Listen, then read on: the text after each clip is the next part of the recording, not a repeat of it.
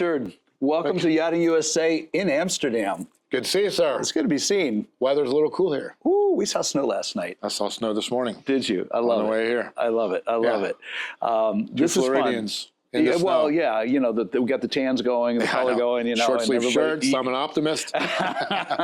Well, we saw sun this morning. Yes, we did. Yeah, but we also saw some snow this morning too, so, you know, figure it out. But here we are, and this is kind of cool because you and I have known each other a long time. I go back, what, 30 plus years dealing with teak decking systems when I was running nautical structures. And we were deciding what we're going to put on our passerelles, our gangways, our stairways, and we went to teak decking systems. That was like the obvious choice for what we wanted to do.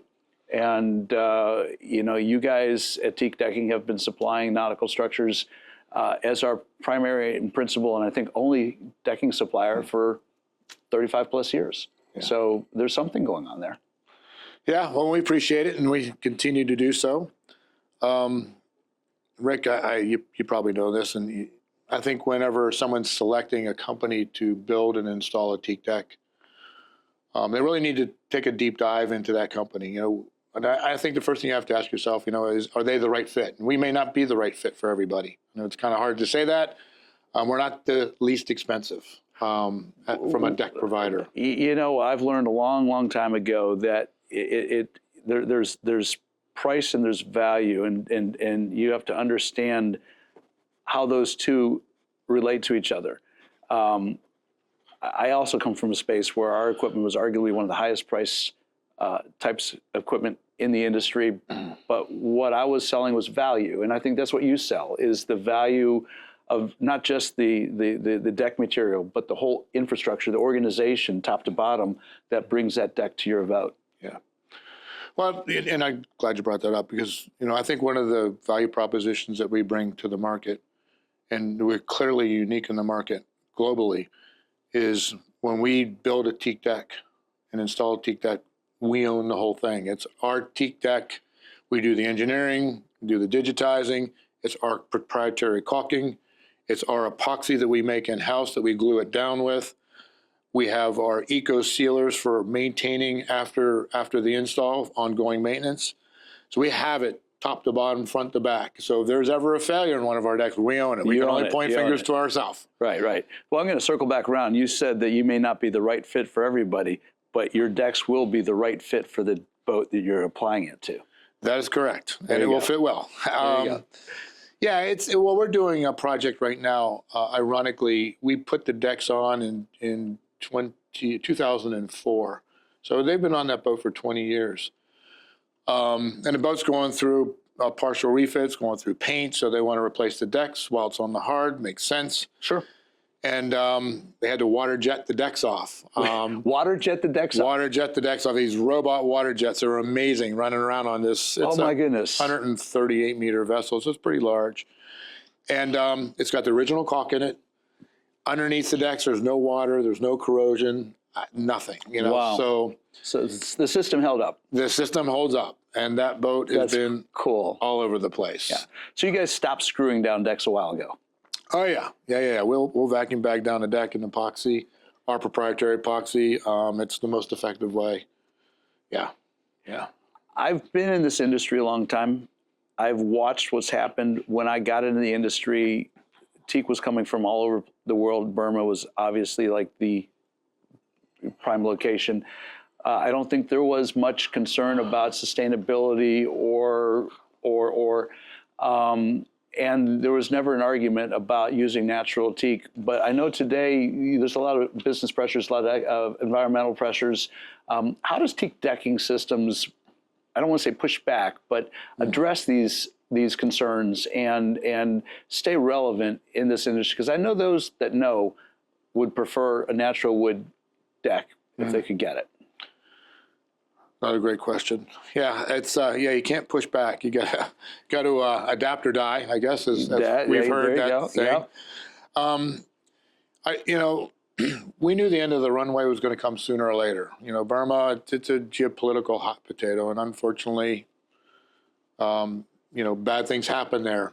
Now known as Miramar, right? Now, yeah, Myanmar. Myanmar, right? Yeah, and so we've been, that being said, we've been testing alternatives, thermally modifieds, acetylated woods, all kinds of different things. And, we will heavily invest our sweat equity and work with a company trying to find something that's going to be a viable alternative going forward. But being a conservative company, it's something we want to test and vet out before we're going to offer it to a client. In today's world, there's a couple of options out there.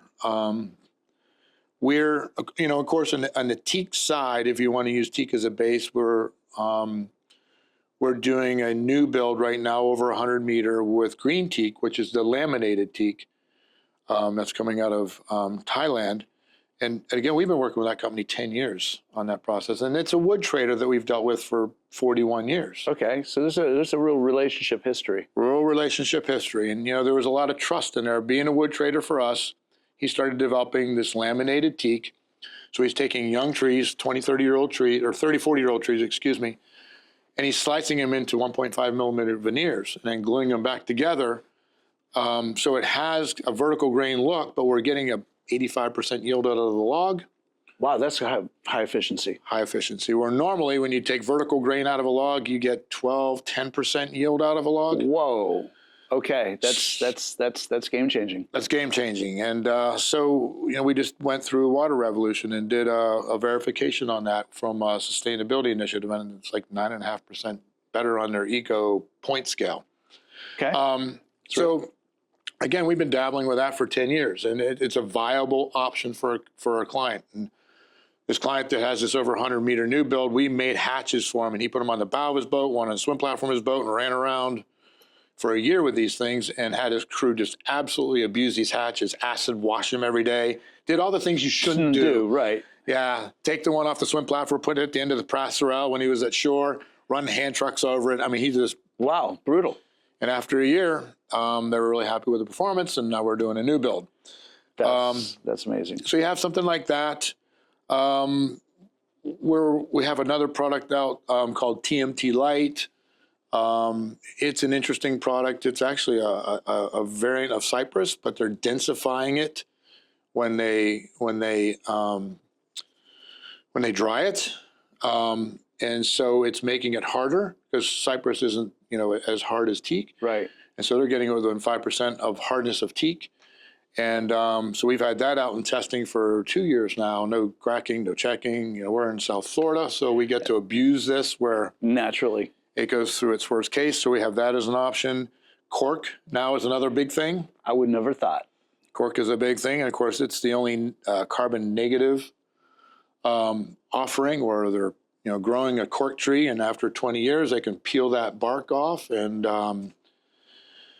start using that bark, which is the cork, for making cork products, and they're into making decking. 5 years later, they can go back and repeel the bark. In the meantime, that tree is creating oxygen, absorbing carbon monoxide, and doing its thing, for the environment. So, super carbon negative. That's cool. And then you get into the composite side. Right. And of course, there's a lot of boat builders that are pushing to go composite and faux finishes, faux materials. Mm-hmm. I was involved in a project that was built in New Zealand where we did one of our big gangways to match the decking on that. It was a very artistic, was nothing traditional about it. Right. McMullen and Wing was building that boat. And from my takeaway is it opens up some windows of opportunity for some visual creativity. Mm-hmm. What are the challenges or what are the opportunities in working with the synthetic materials? Well, there's more opportunities than our challenges, quite frankly. Okay. It's getting people to think out of the box. We've been in the composite side now for probably 12 years. Again, you get in the composite side, there's EVA foams, there's PVC, and then there's the urethanes. We gravitate to the polyurethanes for a lot of reasons. Again, it's not the cheapest product, but something that we can stand behind. It's got a 50-year proven history. It's durable, it's repairable, but you have infinite design capability with it. Right. Which, to your point, I wish more people would take advantage of that. We did do a center console sport fish about 5-6 years ago, where the designer designed a deck, and instead of having traditional teak lines, he had outlines of pelagic fish all on the deck. So there's all these outlines of pelagic fish, and it was really cool. That would be cool. Yeah, a really fun project. So, once we put his deck down, he had all these pelagic fish, and towards the back, he had the place where he could measure his fish to make sure that they were slot fish, right? Yeah, legal. And so he took full maximum advantage of that design capability. We did a 300-foot conversion vessel, and they had a really cool logo that was part of their boat. We put that in the helipad, of course. Right. So you can do anything. Is there a price penalty for this? I mean, when you're making a decision whether you go natural teak or natural woods versus synthetic, does that equation fit in, or what's that look like? Okay, that's a good question. The composite side would be typically about 20% less than teak. It is less expensive. Yeah. Okay. The installation time is going to be virtually the same. We're using our same installation methods with our composites. We've put a lot of time in designing the process of our composite decks. And so our composite, again, we'll back the train up a little bit. We're doing a traditional panel composite installation. We're using all the same products, the same method. So we can use our installers. They already have the technology and the understanding, the same products, proven products, and install a composite deck.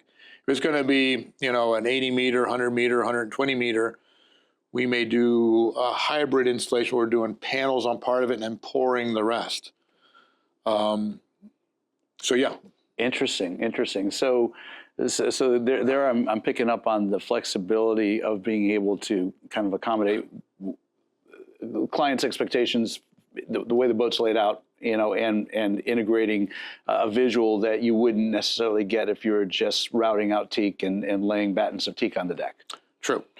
Yeah, they can do anything they want, and I just wish more people would start thinking that way and just get open their minds up on the composite side. Yeah. I see it, because that would certainly, if the shift in the industry went more in that direction, it would start taking some of the ecological pressures off the natural wood side too, I would think. Exactly.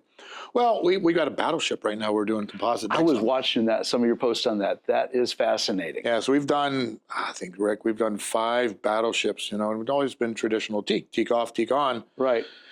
And we've met with this group out in California, USS Iowa. I can say the boat because they're promoting it. But I met with them about 3.5 years ago and brought out composite samples because they said, we've watched you on, I think, 3 of the 5 that you've done and love it, but they don't want the ongoing maintenance. And they said, we want to do this one time and be done. Right. And so we're doing composite decks on USS Iowa right now. I guess the days of worrying about the incoming battle damage of shells blowing up underneath the deck are gone. We're not really worried about that part anymore. Not on a museum ship. But no, that's a cool program. Those are amazing ships too, by the way. Absolutely. This is it's interesting because as I grew up around this yachting industry and doing what I did, and I watched what you guys did, you make it look so easy. And yet in conversations with you and others in your organization that I've known for so many years, it's anything but. Well, kind of like a duck, on the top of the surface, we look calm, cool, and collected. Yeah, but under the water, they're paddling like hell. Yeah, I love it, yeah. Yeah, it's we're fortunate. I mean, in the business 41 years, we've got a lot of tenure in our operation.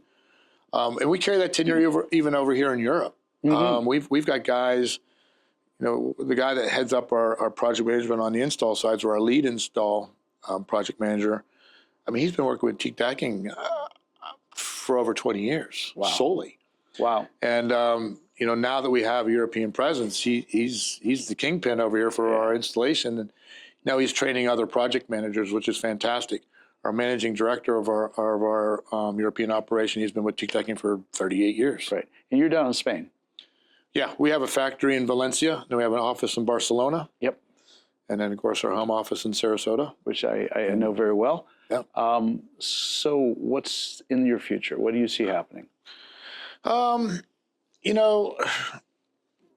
the States, we don't, sadly, we don't build that many yachts anymore in the United States, which is... Well, don't get me started. I know, stepping in the mud puddle here. I apologize for that. That's all right. Yeah, it's just been a big part of our business. You know, we still have Westport and Delta and Berger, you know, but the refit business is going strong and will continue to be strong. You know, so many of those Trinities and Christensens and Westports, you know, are still floating around. The gift that keeps on giving. Yeah, and we did the original decks, and it makes sense for them to come back. And we still have all the documentation, the drawings, and the patterns, and all that stuff for all that stuff that we've done. Right. So, a lot of space there, and you know, of course, refits on anything. And so that's, you know, the U.S. is changed a lot. I would say in the last, what do you think, Rick? 7 years, 8 years. Yeah.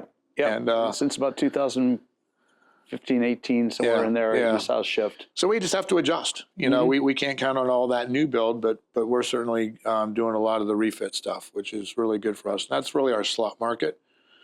And you know, our team here in Europe, we're very, very fortunate to have some good relationships with some yards. So we have a really nice blend of new builds on some sizable super yachts. Yeah. And then we're doing a lot of refit and a lot of maintenance over here. Yeah, the refit industry over here is amazing. I was in the Van Lent facility this morning, going through one of their new boats. Mind blowing. In the process of walking the shipyard, they're already talking about the potential construction of a new graving dock, and they've acquired the facility across the canal from them. And they're talking about putting in another large shed for refit. Yeah. We were in their big shed with 2 big boats in the shed with a cofferdam between the two. It was all dried out, but you could see clearly how they could flood one end of it and keep the other end dry and move these boats in and out. That's an investment. That's an investment we haven't made in the United States yet. Right. And I think that if we're going to be serious about refits in the States, we're going to have to be looking at those kinds of investments. What's been done with directors up in Fort Pierce is just kind of scratching the surface, I think. Right. What was done in Savannah at Savannah Yachting Center, it's getting a little bit closer to what needs to be done, but you know, still some work. It's still some, yeah. If you see what they're doing here in Europe, you realize, wow, we're behind the curve, and we need to really start to find investments to catch back up if we're going to be serious about taking on the refit industry and doing serious refits in the States. Yeah, we feel it, Rick. We do. But the good news is, for us in particular, we've had, I think, 5 projects this year that we've shared operations on either side of the Atlantic. So we digitized in Italy, we're installing in the US. We have digitized a couple of boats up in Savannah. Boats get back in the water, come over to here. We're building the decks out of our Valencia, Spain operation and installing over here. I love it. So it's giving our customer base an experience. They can deal with the same company, the same processes, the same everything on either side of the Atlantic. So they're really liking that. But I think the thing that kind of makes me a little bit concerned is that, you know, a lot of these boats are leaving the U.S. soil and getting done over here. I talked to 2 captains earlier this year that had made the decision and to spend the money close to $300,000 each to bring the boat across, to do paint work and not even significant refit, just, you know, just 4 or 5 months of refit, feeling that they were safer, more confident, which is unfortunate. But it does lead into a nice segue in this conversation as we wrap up, is that I'm over here this year to really talk to our European partners and people that we've done business with and know and love, and understand how, as an industry, we really need to stay away from this, and we need to be way more into this. That you know, we're going to see an incredible increase in the economic power of the United States in the next 3 or 4 years. I would agree. No question about that, with what's come out of the recent elections and where things are going economically in the United States. And you know, a rising tide floats all ships. And so as our tide comes up and we do more and more economic growth and we have more economic prosperity, there'll be more American owners coming over here doing business in Europe. American companies such as yours needs to be able to be benefited by this. And I think that's what's happening with your investment in Valencia. in what's happening here with the refits that are going on this side of the pond. We need to kind of embrace that while at the same time pay attention to it, see if we can emulate some of this, get the reinvestments into our infrastructure back in the States. We can get here. It's not happening tomorrow, but we can get here if we have the mindset and desire to do it. Couldn't agree more. Couldn't agree more. I think that's our next mission. Yeah. People like you and I that have been in this industry for a while, we got to push the envelope so we protect that industry for the next 10, 20, 30, 40 years. You know, I've got the next generation behind me sitting in this room with us, helping us with this podcast. And I want it there for him. Yep, I agree. I think it's really important. Yep. So, Richard, I can't thank you enough for taking your valuable time to sit with us and have this conversation. We've been talking about doing this for a while. Here we are in this amazing city of Amsterdam. I think in honor of you, I'm going to roll up my sleeves before I walk outside a little later and just take on some of this cool weather and go, yeah, I own this. There you go. I love it. All right, Rick. Well, appreciate Rich, it, bro. Good to see you again. I wish you good travels. And until next time, I'm out of here.